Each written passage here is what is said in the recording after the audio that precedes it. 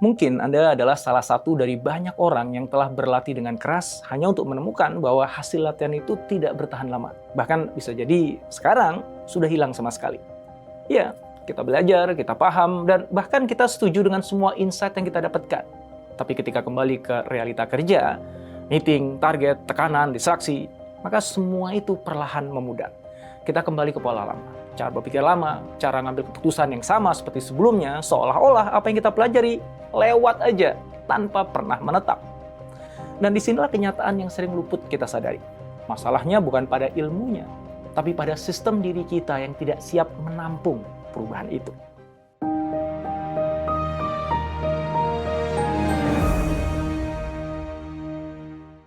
Di dunia profesional, fenomena ini terjadi terus-menerus. Training dilakukan, workshop diadakan, insight dibagikan. Tapi performa tidak benar-benar berubah secara berkelanjutan.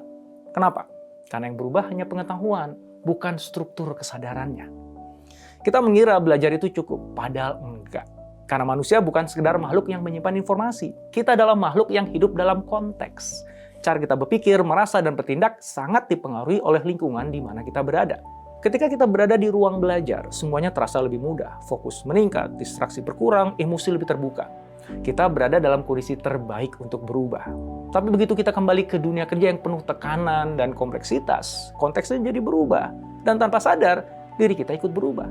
Inilah yang membuat transfer of learning menjadi sangat rendah. Bukan karena kita tidak belajar dengan baik, tapi karena apa yang kita pelajari tidak pernah benar-benar dipindahkan ke dalam sistem hidup kita. Ia hanya hidup dalam konteks tertentu, bukan di dalam diri kita. Masalah berikutnya adalah kita terlalu fokus pada momen belajar, tapi tidak membangun sistem setelahnya. Kita menikmati prosesnya, terinspirasi di dalamnya, tapi tidak mendesain keberlanjutannya. Kita mengandalkan semangat, padahal semangat itu sifatnya sementara. Kita seperti melakukan restart, tapi tidak pernah benar-benar menginstal sistem baru. Akibatnya, begitu tekanan datang kembali, sistem lama otomatis mengambil alih. Kita tidak perlu berpikir panjang untuk kembali ke kebiasaan lama, karena memang itu default-nya kita. Dan yang lebih dalam lagi, seringkali kita tidak benar-benar membangun dua mesin utama dalam diri kita secara utuh. Akal yang terjaga dan jiwa yang menyala. Banyak orang belajar untuk akalnya. Mereka memahami konsep, strategi, dan cara berpikir yang baru. Tapi jiwanya tidak ikut menyala. Tidak ada makna yang cukup dalam untuk menjaga konsistensi itu tetap hidup. Sebaliknya, ada yang jiwanya tersentuh, semangatnya tinggi, tapi tidak punya struktur berpikir yang jelas. Tidak ada sistem yang membuat perubahan itu stabil. Akhirnya, perubahan hanya menjadi niat baik yang tidak berkelanjutan. Lalu apa yang harus kita lakukan? Kalau kita ingin perubahan itu benar-benar bertahan, kita harus berhenti bergantung pada motivasi dan mulai membangun sistem kesadaran. Pertama, kita perlu memindahkan perubahan dari konteks ke dalam diri. Jangan hanya bisa disiplin di lingkungan tertentu, tapi latih diri untuk membawa kualitas itu ke berbagai situasi. Kalau kita bisa reflektif dalam suasana yang tenang, maka kita harus belajar reflektif di tengah kesibukan. Kalau kita bisa sabar dalam kondisi ideal, maka kita harus melatih kesabaran di tengah tekanan. Aktivitasnya boleh berubah, tapi esensinya harus tetap.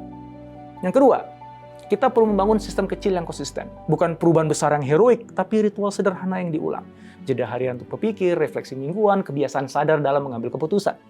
Hal-hal kecil ini mungkin terlihat sederhana, tapi justru disitulah perubahan menjadi nyata. Ingat, perubahan tidak bertahan karena niat. Ia bertahan karena diulang. Dan yang ketiga, kita perlu memastikan bahwa perubahan itu punya sumber energi dari dalam. Bukan sekedar karena target atau tekanan, tapi karena makna. Karena keterhubungan yang lebih dalam dengan apa yang kita lakukan. Ketika energi kita berasal dari luar, maka ia mudah padam. Tapi ketika ia berasal dari dalam, ia akan tetap menyala bahkan di tengah tekanan. Nah, di titik ini kita mulai memahami bahwa menjadi high performing individual bukan tentang belajar lebih banyak, tapi tentang menghidupkan apa yang sudah kita tahu dalam sistem yang kita jaga setiap hari. Karena dunia kerja tidak akan pernah menjadi tempat yang ideal untuk berubah. Tekanan akan selalu ada, distraksi tidak akan pernah hilang, ekspektasi akan terus datang. Kalau kita menunggu kondisi sempurna, kita nggak akan pernah benar-benar berubah. Dan pada akhirnya, mereka yang bertumbuh bukanlah yang paling banyak belajar, tapi yang paling konsisten menjalankan apa yang sudah dipelajari.